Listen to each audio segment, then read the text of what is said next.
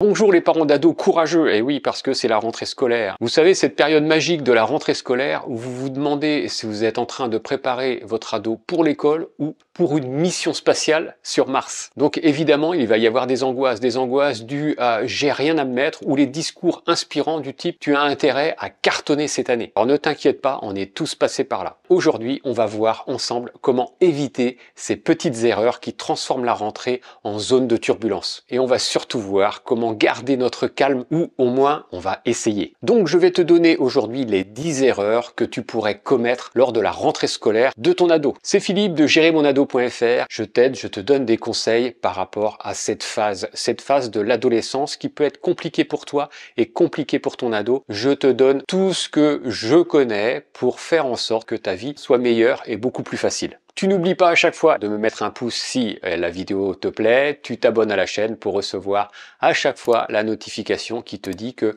je t'ai fait une nouvelle vidéo. Donc le premier conseil, c'est de ne pas écouter les préoccupations de son ado. Et oui, j'insiste vraiment sur l'importance de la parole. À chaque fois, je dis attention, il faut avoir un bon dialogue avec son ado. Donc si tu ignores ou si tu minimises les inquiétudes de ton ado concernant la rentrée scolaire, cela va créer un sentiment d'incompréhension et d'isolement chez lui. Pour éviter de minimiser les préoccupations de ton ado, il est crucial de lui montrer que tu es à l'écoute, que tu as une oreille attentive et que tu prends vraiment ses sentiments au sérieux. Je vais te donner là 2 phrases que tu pourrais dire pour vraiment encourager cette ouverture. Tu vas pouvoir lui dire « Je vois que tu as l'air préoccupé par cette rentrée. Tu veux qu'on en parle? Je suis là pour t'écouter. » Ou sinon, tu peux lui dire « Je comprends que cette période peut être vraiment stressante pour toi. Dis-moi ce qui t'inquiète le plus et on essaiera de trouver des solutions. » Donc, comme tu le vois, ces phrases montrent que tu es attentive à ses émotions et que tu es prêt à l'aider à surmonter ses inquiétudes sans jugement. L'autre conseil, et ça, beaucoup de parents le font, c'est de projeter ses propres peurs ou ambitions. Certains parents vont projeter leurs angoisses ou leurs ambitions sur leurs ados en lui imposant une pression inutile. Il faut vraiment reconnaître l'enfant comme un être distinct, un être unique avec ses propres désirs et ses propres peurs. Pour éviter de projeter tes propres peurs ou ambitions sur ton ado, il est important de connaître ses propres désirs et sentiments. Je vais te donner, comme d'habitude, 2 phrases, voilà, maintenant tu en as l'habitude, que tu pourrais dire pour l'encourager à exprimer ses propres objectifs et préoccupations. Tu vas pouvoir lui dire « Je sais que cette période peut être vraiment difficile, mais je veux que tu saches que tes choix, tes envies sont importants pour moi. Comment te sens-tu par rapport à cette nouvelle année ?» Et l'autre phrase, c'est « Je me souviens de mes propres expériences à l'école. Mais ce qui compte vraiment, c'est ce que toi, tu veux accomplir cette année. Qu'est-ce qui est important pour toi ?» Donc tu vois que ces phrases permettent de montrer que tu respectes ses aspirations personnelles, ses ambitions, ses objectifs et tu ne projettes pas tes propres attentes sur lui. Ça va renforcer le sentiment chez ton ado d'autonomie et d'individualité. L'autre erreur, c'est d'imposer des attentes irréalistes. C'est le fait d'exiger de ton ado qu'il soit parfait ou qu'il atteigne des objectifs extrêmement élevés et qui vont entraîner du stress, de l'anxiété, voire même de l'échec scolaire. Donc on voit que bien souvent, il y a une certaine pression des parents qui font que l'ado se sente mal. Donc vraiment, je t'encourage à valoriser l'effort plutôt que le résultat. Pour éviter d'imposer des attentes irréalistes à ton ado, il est essentiel de valoriser ses efforts et de reconnaître ses limites. Donc voilà 2 phrases que tu pourrais dire pour vraiment l'encourager, encourager vraiment une approche plus équilibrée de ses objectifs. Je sais que tu veux bien faire, mais ce qui compte vraiment, c'est que tu donnes ton maximum. Peu importe le résultat. L'important, c'est que tu te sentes bien avec ce que tu as fait. Ou sinon, tu peux lui dire, c'est normal de vouloir réussir. Ça, il n'y a aucun problème. Mais n'oublie pas que personne n'est parfait. Ce qui m'importe, moi, le plus, c'est que tu sois fier de toi, peu importe la note. Donc, tu vois bien que ces phrases montrent que tu valorises l'effort et la persévérance plutôt que la perfection. Ça va aider ton ado à se concentrer sur son bien-être et sa progression personnelle plutôt que sur des attentes écrasantes. Allez, autre conseil. c'est le fait de négliger l'importance des relations sociales. Les ados ont des relations, alors avant c'était que des relations de personne à personne, maintenant il y a les réseaux sociaux, il y a l'ordinateur, les téléphones, qui font qu'ils ont encore plus de relations sociales avec les autres. Il ne faut pas minimiser ça. Ton ado accorde beaucoup d'importance à ses relations avec ses pairs, avec ses copains, avec ses potes. Négliger cet aspect ou le considérer comme secondaire par rapport aux résultats scolaires peut engendrer des conflits. Beaucoup de parents sont en conflit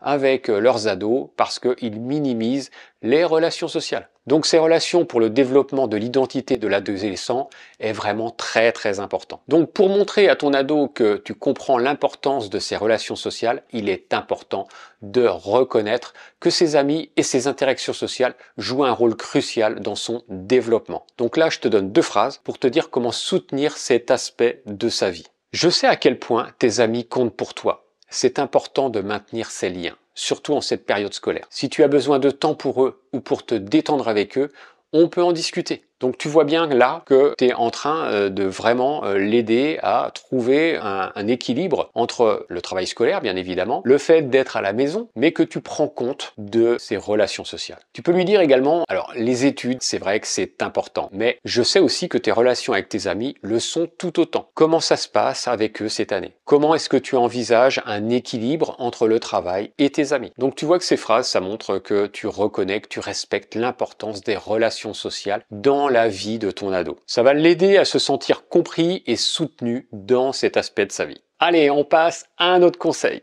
C'est le fait de ne pas respecter l'autonomie de l'ado. Empêcher ton ado de prendre des décisions, même des petites décisions concernant son organisation ou ses activités, peut étouffer son sens des responsabilités. Alors bien évidemment, ton ado doit être accompagné, mais aussi responsabilisé. Pour respecter l'autonomie de ton ado tout en l'accompagnant, bien évidemment, dans ses choix, il est important de lui donner de la liberté de prendre des décisions tout en restant disponible pour le soutenir. Donc là, je vais te donner 2 phrases que tu pourrais dire pour encourager cette autonomie. Donc c'est ta rentrée scolaire et je te fais confiance pour t'organiser comme tu le sens. Si tu as besoin de conseils ou d'aide, je suis là, mais je te laisse gérer à ta manière. Tu vas pouvoir lui dire également, je sais que tu as ton propre rythme et ta façon de faire les choses.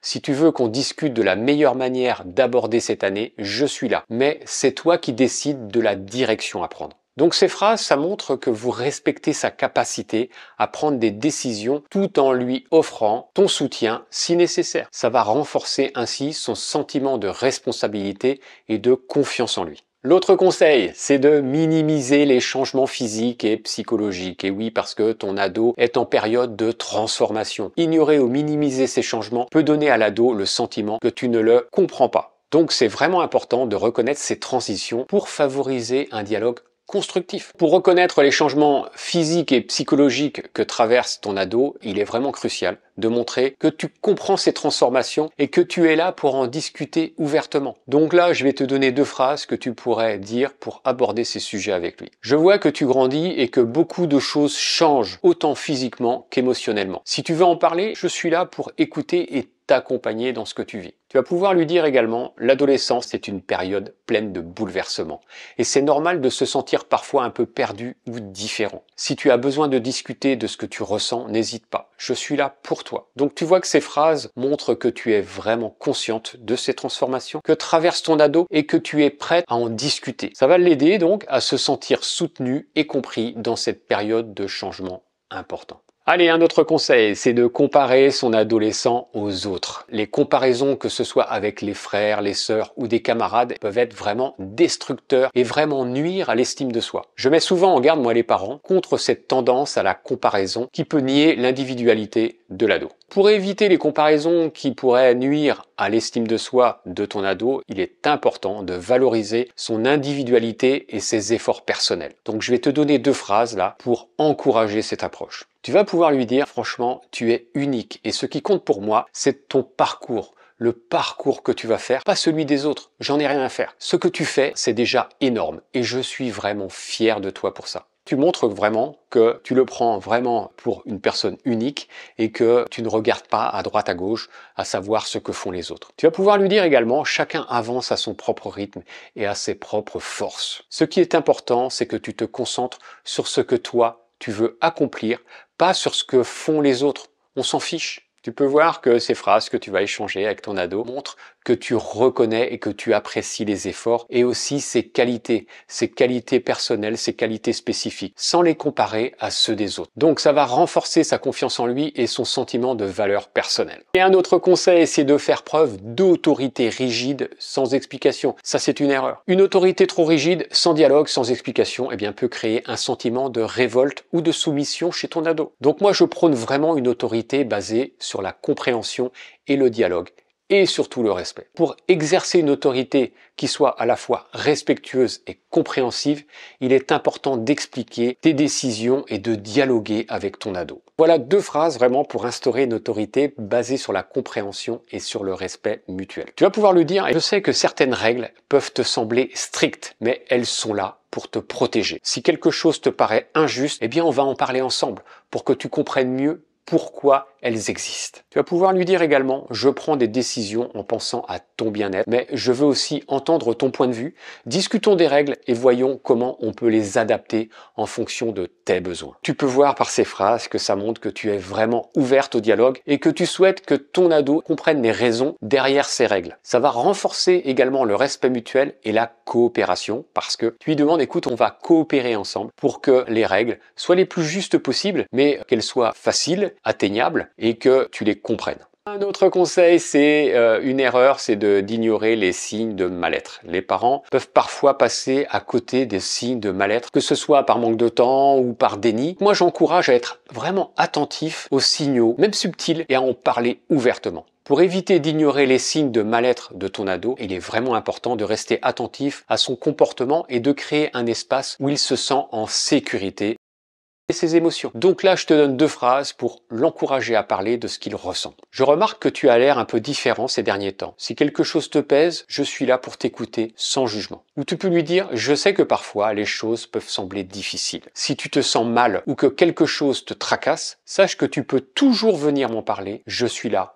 pour toi. Donc tu peux voir que ces phrases montrent que tu es vraiment attentive à son bien-être et que tu es disponible pour en discuter. Ça va vraiment aider ton ado à se sentir compris et soutenu dans les moments difficiles. Une autre erreur que font beaucoup de parents, c'est de surprotéger l'adolescent. Et oui, vouloir protéger son ado de toutes les difficultés peut l'empêcher d'apprendre à gérer les obstacles et à développer sa résilience. Donc je mets vraiment en avant l'importance de laisser l'ado faire ses propres expériences, même au risque de l'échec. Ça va l'aider à grandir et à apprendre. Pour éviter de surprotéger ton ado tout en lui permettant de développer sa résilience, il est vraiment important de lui montrer que tu as confiance en sa capacité à gérer les défis tout en étant là pour le soutenir si nécessaire parce que bien évidemment tu vas pas le laisser non plus tomber ou être carrément en échec. Donc tu es là quand même, tu es le filet de secours, tu es le filet là sous les trapézistes et je vais te donner 2 phrases que tu vas lui dire pour l'encourager dans son autonomie tout en lui offrant ton soutien. Donc je sais que certaines situations peuvent être difficiles, mais je crois en ta capacité à les surmonter. Donc fais de ton mieux et souviens-toi que je suis là si tu as besoin d'en parler ou si tu as besoin de conseils. Et tu peux lui dire également, c'est normal de rencontrer des obstacles et parfois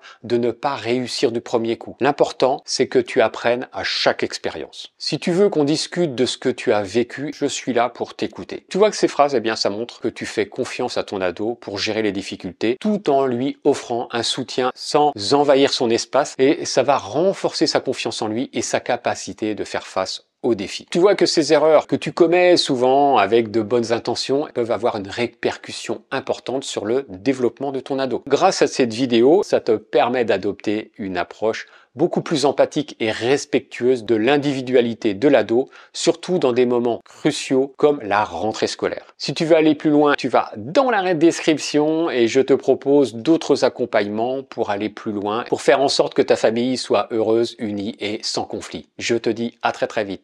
Allez, ciao ciao!